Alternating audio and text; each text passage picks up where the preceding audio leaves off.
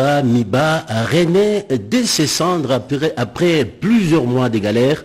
La production de diamants revient petit à petit. Le détail, c'est tout de suite dans ce journal. Et la ville de Lubumbashi pleure son archevêque Jean-Pierre Tanfunga, décédé des suites d'une maladie en Afrique du Sud, plus précisément à Pretoria. Mesdames, Messieurs, bonjour et bienvenue dans cette session d'information. Ils sont déterminés à prêter main forte au chef de l'État, Félix-Antoine Tshisekedi, dans ses efforts de restauration de l'État des droits. En République démocratique du Congo, les 9 juges de la Cour constitutionnelle l'ont déclaré par la bouche de leur président. C'était au cours de l'audience leur accordée par Félix-Antoine Tshisekedi Tshilombo, président de la République. Les 9 juges de la Cour constitutionnelle ont été reçus ce mardi 6 avril 2021 par le président de la République, Félix-Antoine Tshisekedi Tshilombo, dans son cabinet de travail à la Cité de l'Union africaine.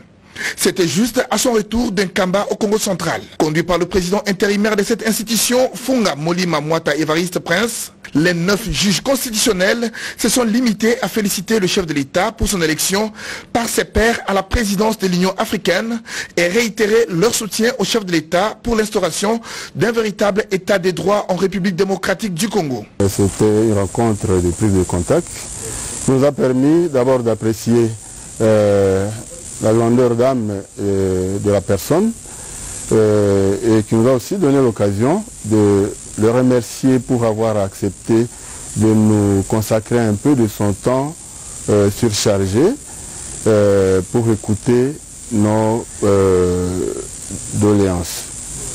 Mais c'était une opportunité pour nous de lui présenter également nos félicitations à la suite de sa double élection, d'abord par le peuple congolais tout entier, en tant que président de la République démocratique du Congo, chef de notre État, mais également par ses pairs africains en tant que président en exercice de l'Union africaine. Donc, puisque nous n'avions pas eu l'occasion était donc donnée aux membres de la Cour constitutionnelle qui sont au complet ici de présenter félicitations au chef de l'État. Mais au-delà de ça, nous sommes surtout venus lui exprimer notre soutien dans le cadre de la lutte permanente qui ne cesse d'engager pour l'instauration d'un véritable état de droit dans notre pays. Et en ce sens, nous l'avons garanti, nous l'avons assuré de notre accompagnement en tant que Cour constitutionnelle, la plus haute juridiction constitutionnelle, sinon l'unique juridiction constitutionnelle de notre pays, qui est appelé à intervenir dans de grandes questions qui engagent la nation. Il s'agit là de la première rencontre formelle entre le chef de l'État et ses nouveaux juges, dont 3 nommés par lui-même en juillet 2020. Revenons sur la célébration des 100 ans d'existence de l'église kimbanguiste intervenue avant-hier 6 avril 2021 à Kamba dans le Congo central. Une célébration marquée par la présence du président de la République, Félix-Antoine Tshisekedi Tshilombo. Les films avec Blandine Zovo. Tout a débuté à l'aérodrome de Kamba où le jet transportant le chef de l'État Félix-Antoine Tshisekedi Tshilombo a atterri vers 12h30. À son arrivée, le président de la République a été accueilli par un comité restreint avec en sa tête le gouverneur de la province du Congo central. Le cortège présidentiel a ensuite pris la direction du temple qui était déjà rempli des fidèles et invités venus de partout pour célébrer le 100 années d'existence de l'église de Jésus-Christ sur terre par son envoyé spécial Simon Kimbangu.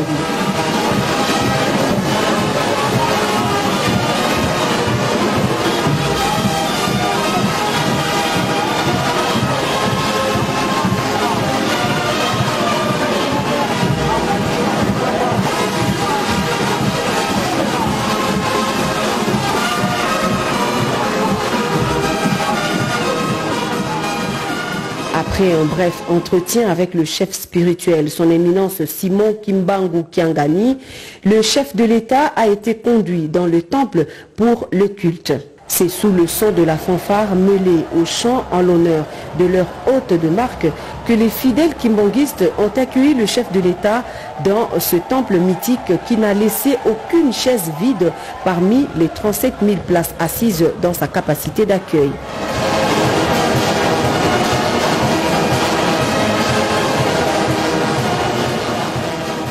Le chef de l'État, Félix Antoine Tshisekedi Tshilombo, a quant à lui loué les qualités d'un homme qui, le 6 avril, recevra de Dieu la noble mission de libérer le peuple noir de l'emprise coloniale. Né ici même en Kamba, dans l'actuelle province du Congo central, un certain 12 septembre 1887, le prophète Simon Kimbangu fut un homme au départ ordinaire, à qui, selon les témoignages concordants, Dieu confia la mission de libérer le peuple noir du joug colonial.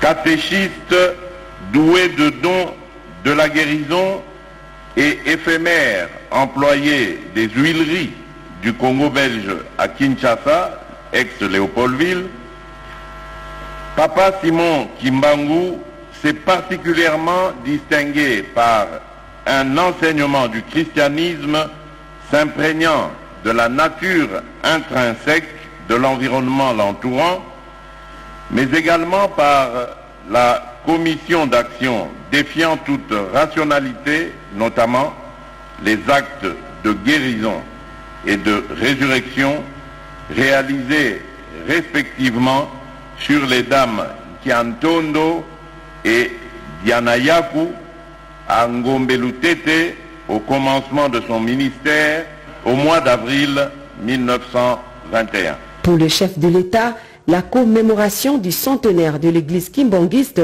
doit nous rappeler le combat mené par les martyrs des indépendances africaines dont fait inexorablement partie Papa Simon Kimbangu pour s'être dressé contre l'oppression et l'injustice.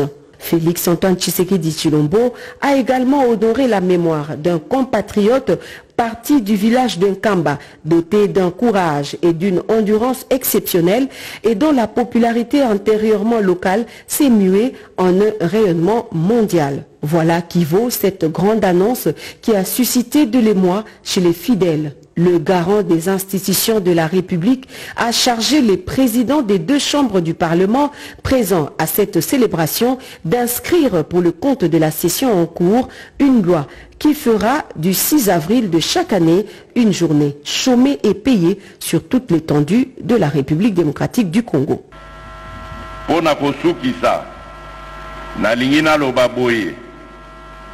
Awa va présenter Bino Papa président ya Sénat na Papa président ya Assemblée nationale nazali ko interpeller bango ko senga bango balanda na lombango likambo nazali ko senga ya te date ya le 6 avril ekota na mikolo oyo ekobanda kozala férié.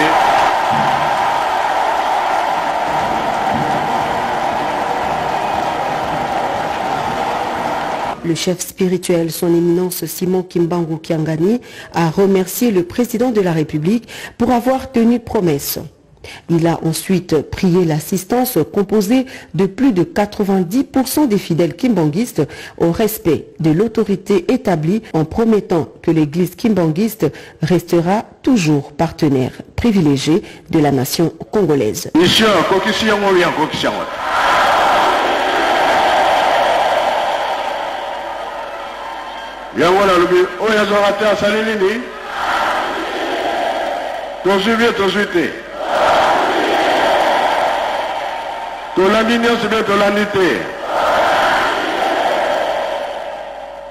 Auparavant, le directeur de cabinet du chef spirituel a donné la symbolique du 6 avril avant de retracer succinctement l'histoire de la vie du prophète Simon Kimbangu et les grandes lignes du kimbanguisme, un mouvement lancé par son initiateur avec comme leitmotiv la libération de l'homme noir.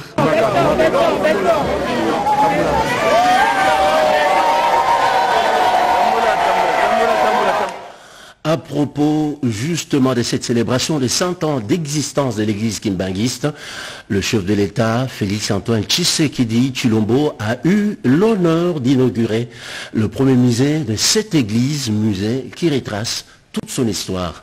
Regardez.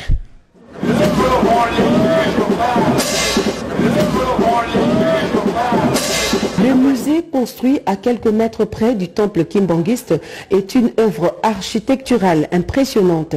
C'est un immeuble de 6 niveaux qui vient de sortir de la Terre Sainte après 7 ans de travaux. C'est le chef de l'État Félix-Antoine Tshisekedi Tshilombo qui a profité de sa présence ici en Kamba à l'occasion du culte commémoratif du centenaire de l'église qui a procédé à la coupure du ruban symbolique. La pose de la première pierre remonte en 2014. C'est au niveau du sous-sol logé les archives du musée qui portent le nom du fondateur de l'église universelle, Papa Simon Kimbangu. C'est au 2e et 3e niveau, qualifiés en langage technique de R1 et de la mezzanine, qui abriteront les expositions permanentes du musée. Le rez-de-chaussée, qui est en fait le premier niveau du musée, sera réservé à l'administration et à une salle d'exposition temporaire. La bibliothèque, la salle d'exposition des livres des différentes religions du monde, occupe le 5e niveau. On y trouve également le bureau des chercheurs et la salle polyvalente. Le musée Papa Simon Kimbangu de Nkamba prévoit également une salle de réunion, un salon VIP du chef spirituel, un salon panoramique, une vidéothèque et un filmothèque, le tout placé au tout dernier étage. Motif de satisfaction pour le chef de l'État Félix-Antoine Tshisekedi Tshilombo qui estime que le musée mis à la disposition des chercheurs et des étudiants du monde dispose des ouvrages qui sont en réalité des dons fait à la postérité. Revenons à Kinshasa, précisément à l'Assemblée nationale, où les députés nationaux ont voté à l'unanimité la loi portant protection et promotion de peuples autochtones. Juste après les votes de cette loi, le président de la Chambre basse du Parlement, Mbosso Nkodia Mpwanga, appelait les élus à faire bloc pour lutter contre l'insécurité dans certaines contrées à l'est de la République démocratique du Congo. Sylvie Mambo pour le compte rendu. Est inscrit à l'ordre du jour de cette plénière présidée par le speaker de la Chambre basse du Parlement, Christophe Mbosoko Diapwanga. Il s'agissait de l'adoption de l'ordre du jour de la communication du bureau qui a exhorté les députés nationaux à se ranger davantage derrière le chef de l'État Félix-Antoine Tshisekedi Tshilombo dans les combats pour l'éradication de l'insécurité dans l'est du pays. Nous avons offert l'hospitalité. En retour, ce sont des massacres que nous subissons. Simplement pour avoir été juste, honnête. Et ils le font au mépris de tous les accords internationaux. Alors que les réfugiés ne peuvent pas prendre des armes quand ils sont dans un pays. Ils sont venus comme réfugiés. Aujourd'hui, ils sont installés, ils ont construit des bases militaires. Ils exploitent nos richesses. Chers collègues, soyons tous unis. Là, nous touchons une question de vie ou de mort pour certains lobbies, des lobbies nationaux et internationaux. Mais la vie de nos peuples, la vie de nos frères et de sœurs est notre raison d'être dans cette Assemblée nationale. Nous devons nous engager avec détermination pour que la paix soit rétablie à l'est du pays. L'examen et l'adoption du rapport de la commission mixte PAJ socio-culturelle sur la proposition de loi relative à la protection des peuples autochtones pygmées sur la conduite du premier vice-président de l'Assemblée nationale Jean-Marc Kabound ont livré leur verdict. À l'issue de l'appel nominal, la proposition obtient la faveur de la plénière. Sur 390 députés qui ont pris part au vote, 389 députés ont voté oui, un seul a voté non, aucun vote Abstention. En conséquence, l'Assemblée nationale adopte la proposition de loi portant protection et promotion des droits des peuples autochtones pygmées. Elle sera transmise au Sénat pour examen en seconde lecture.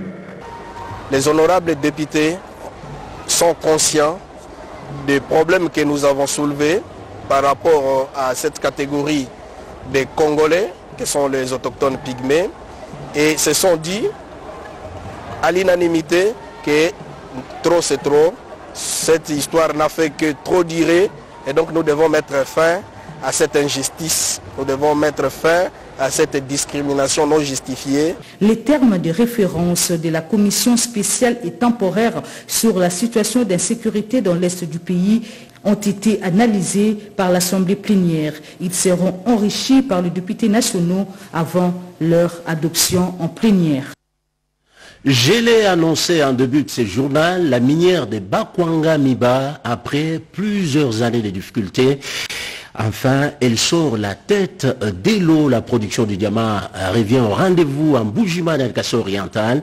Et cela grâce aux efforts fournis par le chef de l'État, efforts qui ont permis à la Miba, bien sûr, d'accéder au financement, nous dit Robert Daye. Avec la reprise de la production, fruit de la dotation financière du gouvernement de la République, avec la mise à disposition d'un montant de 5 millions de dollars américains pour la relance de la société minière de Bakwanga, la production a atteint 1500 carats de diamants par jour. Un coup d'accélérateur qui aura un impact sur l'économie de la province du Kassai oriental. Ce géant de l'industrie diamantifère qui se relève aujourd'hui grâce à l'implication du président de la République, Félix Antoine Tshisekedi Tshilombo, dispose de 14 massifs miniers dont les plus importants abritent un gisement d'une valeur de plus ou moins 45 millions de carats de diamants. La Miba a été longtemps sans engin de production. Nous avons les chargeuses, vous voyez, il y a des pelles, il y a même un dosaire. Et ça fait très longtemps, il y a plus de 10 ans, qu'on n'a pas miné à la Miba. Mais vous voyez qu'il y a quand même des travaux qui sont en chantier. Le Kassai oriental dépend majoritairement de la production de la Miba et l'économie de la ville d'Mbujimai subissait de plein fouet les contre-coups de l'inactivité de la société minière de Bakwanga. Et heureusement que le président de la République, Félix Antoine Tshisekedi Tshilombo, y pense chaque jour pour que cette entreprise, jadis fleuron de l'économie kassaïenne, puisse retrouver sa place dans le temps. C'est une société qui reprend vie. Nous avons besoin d'investir davantage dans l'outil de production. La relance est là. Le personnel doit pouvoir manger pour mieux travailler. Grâce au management payant, la Miba a renoué avec la paye au barème normal, fruit de sa production du diamant. À ce jour, 30 000 carats sont en réserve. Pendant ce temps, 231 retraités Miba ont reçu leur brevet de prestations sociales, une première depuis plus de 20 ans. Occasion donnée au directeur général de la Miba, Ponel Lukusa, de rendre un hommage mérité au président de la République, Félix Tshisekedi. Grâce à lui, la Miba renoue avec de bonnes habitudes. Une reconnaissance pour ces retraités qui ont consacré toute leur vie à produire le diamant à la société minière de Bakwanga. La paix sociale est un gage pour une bonne production. À la Société nationale d'électricité SNEL, l'heure est à la remise en état des lignes haute tension sabotées par des inciviques, une réhabilitation qui coûte très très cher à l'entreprise. Nous sommes là à Lubumbashi dans le Katanga. De précision avec Cédric Kenina. Tout va rentrer dans l'ordre d'ici peu. Des travaux de grande envergure qui consistent au remontage des pylônes écroulés après le vol perpétré dans la nuit du 30 mars par des inciviques sur la ligne haute tension 50 kV ont été déjà lancés. Il s'agit du répartiteur Sud Inulu, route de contournement des véhicules poids lourds en plein centre de la ville de Lubumbashi dans le Haut-Katanga. En ce qui concerne la nature de ces travaux, juste après l'excavation pour enfouissement de base de nouveaux pylônes venus de l'Ikassi, les techniciens de la SNEL SA vont procéder au remplacement des conducteurs électriques en cuivre soustraits par ces inciviques par ceux en aluminium.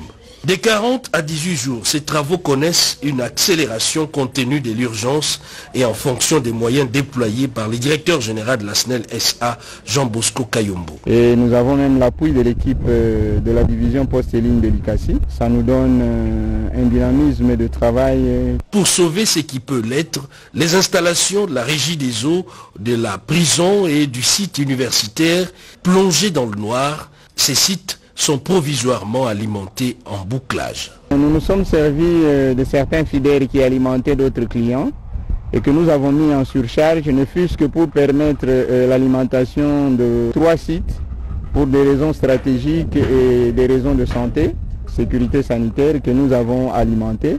Pour éviter ces vols à répétition, la sécurisation maximale des installations de la SNEL SA serait le seul moyen.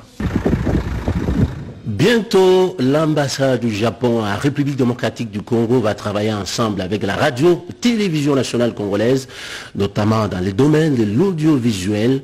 Il en sera justement question de renforcer les capacités du personnel du média d'État, voilà qui ressort du tête-à-tête entre le directeur général Ernest Kabila Ilunga et les diplomates nippons accrédités à Kinshasa. Reportage Anastasie Doumou. Le Japon s'est dit prêt à soutenir la radio-télévision nationale congolaise dans l'émergence de la NTIC dans le cadre du partenariat gagnant-gagnant dans les domaines de l'audiovisuel. Cela permettra à la RTNC de mieux s'acquitter de sa mission régalienne, à savoir informer, former et divertir. Ce qui justifie la rencontre du DG Ernest Kabila Ilunga avec l'ambassadeur du Japon en République démocratique du Congo. On a parlé beaucoup de choses, surtout la coopération entre nos deux pays. Étant donné que RTNC est une chaîne publique de RDC, les Congolais et Congolais sachent exactement ce qui se passe au Japon et ce qu'il en est exactement le Japon, surtout l'histoire de développement japonais, comme ça. Ce partenariat sera un grand apport dans la politique communicationnelle de la RTNC. Juste après, le directeur général de la RTNC a conféré avec une délégation dénommée Fati Santé, conduite par son coordonnateur, le docteur Joël Moundadi. Cette délégation est allée solliciter auprès du numéro 1 de la RTNC l'accompagnement de la chaîne nationale pour la visibilité des actions du chef de l'État et la signature du partenariat avec la RTNC. Nous voulons que cette chaîne mère puisse nous accompagner partout où nous irons afin de promouvoir nos activités, nos actions et aussi de passer le message à la population que la santé est primordiale et Fati Santé est là pour aider toute la population et je pense que avec la RTNC, cela se fera dans... Le directeur général de la RTNC a promis à ses hôtes son soutien pour la vulgarisation et la diffusion de leurs activités. Lubumbashi Wantanchi pleure l'archevêque métropolitain Jean-Pierre Tanfunga, parti il y a quelques semaines en Afrique du Sud pour se faire soigner. Mais hélas, l'homme de Dieu est décédé le mercredi 31 mars 2021 à Pretoria. La dépouille de l'illustre disparu est déjà arrivée à Lubumbashi. Jean-Pierre Tanfunga sera inhumé incessamment.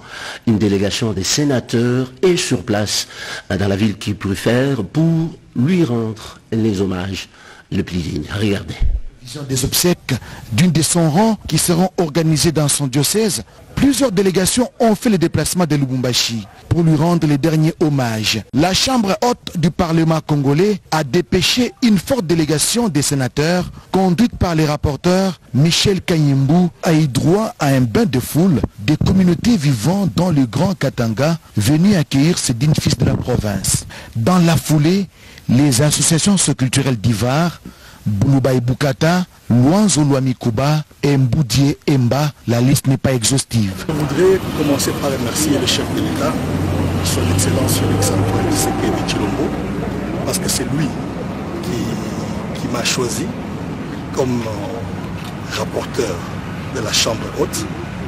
Et au travers de lui, je voudrais remercier mes collègues sénateurs, c'est eux qui m'ont élu, avec 91 voix sur 97. C'était un carton plein. Pour finir, je voudrais dire merci à mes collègues et amis députés provinciaux que vous voyez d'ailleurs, ils sont à côté de moi. C'est eux qui m'ont envoyé à Kinshasa pour représenter le Katanga. Vous savez que le rôle d'un sénateur, il représente sa province et nous représentons le Katanga là où nous sommes. Les rapporteurs du Sénat, l'honorable Michel Kanyimbu et les autres membres de sa délégation ont été contraints de marcher sur une longue distance pour communier avec la population, venu l'ovationner pour la première fois depuis son élection en tant que rapporteur dans les bureaux du Sénat. Visiblement ému de retrouver son fief électoral, le rapporteur du Sénat Michel Kanyimbu a eu du mal à se séparer d'avec sa base politique. L'ambiance était de fête. Autre chose à présent, le respect des droits des femmes en République démocratique du Congo, un combat que mène la députée Christelle Vwanga. Cette dernière multiplie des contacts avec les autorités et pour faire entendre les préoccupations des femmes. D'autres détails avec Gudule Boila. Première édition, l'honorable Christelle Vwanga n'a pas fait dans la dentelle. Elle a mis le paquet pour permettre à la gente féminine, la République démocratique du Congo, de se sentir dans son élément pour mieux s'exprimer et travailler en réseautage. Le discours d'ouverture de cette première édition a été lu par la rapporteure adjointe du bureau de l'Assemblée nationale, Colette Tchomba, représentante du président. Les représentants de l'Union européenne en République démocratique du Congo a lui expliqué l'importance pour son organisme de soutenir cette action qui donnera la parole à la femme congolaise. La représentante de l'ONU Femmes à Kinshasa a de son côté encouragé les femmes congolaises à soutenir l'initiative de la députée nationale qui à la longue deviendra l'espace par excellence du combat de la femme. Quant à la responsable du réseau de femmes parlementaires de la République démocratique du Congo, elle a exprimé sa gratitude pour cette initiative louable qui ouvre la porte à l'expression libre aux femmes congolaises. Prenant la parole en dernier, l'initiatrice Christelle Vwanga, aussi présidente de l'association WIFE et présidente de la commission droits de l'homme de l'Assemblée nationale, a soutenu que le Parlement rose est un cadeau fait à l'Assemblée nationale par les élus de cette législature car elle survivra même après leur passage. Et aussi, c'est l'expression de la solidarité féminine qui est elle-même la clé pour la réussite du combat de la femme, tout en étant le moteur d'un développement d'un monde égalitaire. Organisé avec l'appui de l'Assemblée nationale et du réseau des femmes parlementaires de la RDC, l'initiative Parlement Rose a connu un appui efficace de l'Union européenne. Avant de a célébré hier la journée mondiale de la santé, journée qui avait pour thème un monde plus juste, un monde en meilleure santé. De précision avec Mamita Bangoul. La conférence de presse bimensuelle de ce mercredi 7 avril 2021, présidée par le porte-parole de la MONUSCO, Mathias Gilman, a abordé plusieurs points, mais la journée mondiale de la santé a constitué l'essentiel de ce point de presse. Le chargé de bureau de l'OMS en RDC, Dr Amédée Prosper, a noté avec beaucoup de regrets sur la pandémie à coronavirus. La Covid-19 a frappé tous les pays de plein fouet, mais ce sont les communautés qui sont déjà vulnérables, qui ont été et qui sont actuellement éprouvées. Ces groupes sont plus exposés à la maladie car susceptibles et très exposés à d'autres facteurs de risque liés à la faible qualité des services souvent offerts aux différents niveaux. En rapport avec le thème choisi de la journée, comment la RDC peut-il arriver à bout de toutes ces épidémies qui sévissent dans le pays? Dans les prochaines semaines, le pays s'apprête à vacciner de façon préventive contre la fièvre jaune et nous nous attelons de concert avec l'ensemble des autres partenaires à soutenir les efforts du gouvernement pour éviter que nous ayons une réédition, une résurgence de cette fièvre jaune qui a été meurtrière en 2016. Pour paraphraser les chargés de bureau de l'OMS, il est vital que les gouvernements investissent dans le renforcement de leurs services de santé et qu'ils éliminent les obstacles qui empêchent tant de gens de les utiliser afin qu'un plus grand nombre de personnes aient la chance de vivre une vie à bonne santé. Comme chaque jeudi matin, place à la revue de presse, je reçois Ndolo de Mazou. Bonjour. Bonjour Odilon, bonjour à tous. Toujours fidèle au poste. Bien sûr Odilon. Et Ndolo de Mazou, souhait de Félix Antoine Tshisekedi Tshilombo de faire du 6 avril journée fériée chômée et payée fait partie des titres des journaux que vous avez sélectionnés ce matin. Oui, eh bien, les propos sont de Atou Matubwana, le gouverneur du Congo central. Pour ce né Congo, écrit le baromètre, c'est sans commentaire. Le chef de l'État a vu juste. Papa Simon Kimbangu mérite d'être élevé au rang de héros national. C'est un grand homme pour le Congo et l'Afrique, tout comme pour le monde. Le premier citoyen du Congo central